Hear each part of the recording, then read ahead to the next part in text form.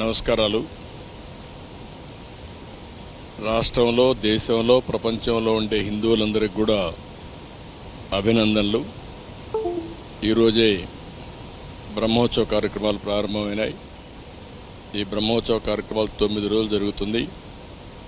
అనేక వాహనాల్లో స్వామివారు ఇక్కడంతా కూడా ఈ వీధుల్లో కూడా తిరిగే పరిస్థితి, ఊరేగింపు జరిపే పరిస్థితి వస్తుంది. ఒక పవిత్రమైన భావంతో ఇక్కడికి వచ్చే భక్తులే కాకుండా ప్రపంచం కూడా వాచ్ చేసే పరిస్థితిలో ఉన్నారు. కలియుగ దేవుడు మనందరికి కూడా ఈ సమాజాన్ని అన్ని విధాలా ఆదుకునే దైవం.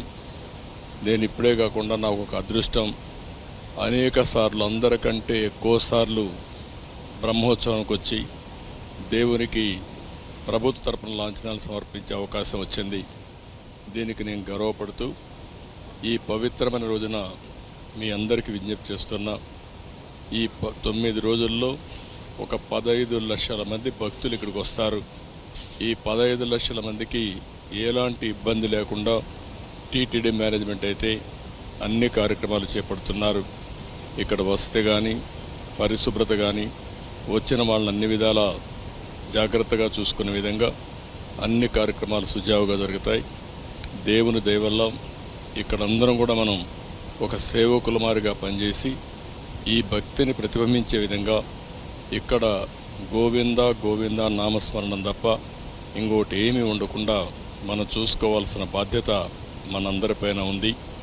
అలాంటి పవిత్రమైన కార్యక్రమంలో ఎవరైతే మనం భాగస్వాములు అవుతామో అది చరిత్రలో మనం మిగిలిపోయే పరిస్థితి వస్తుంది. దేవుడు ఆశీస్సులు మెండుగా ఉంటాయి.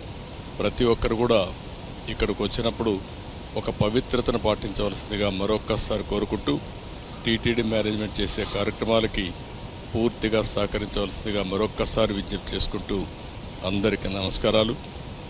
ఓం నమో వెంకటేశాయ. గోవిందా గోవిందా.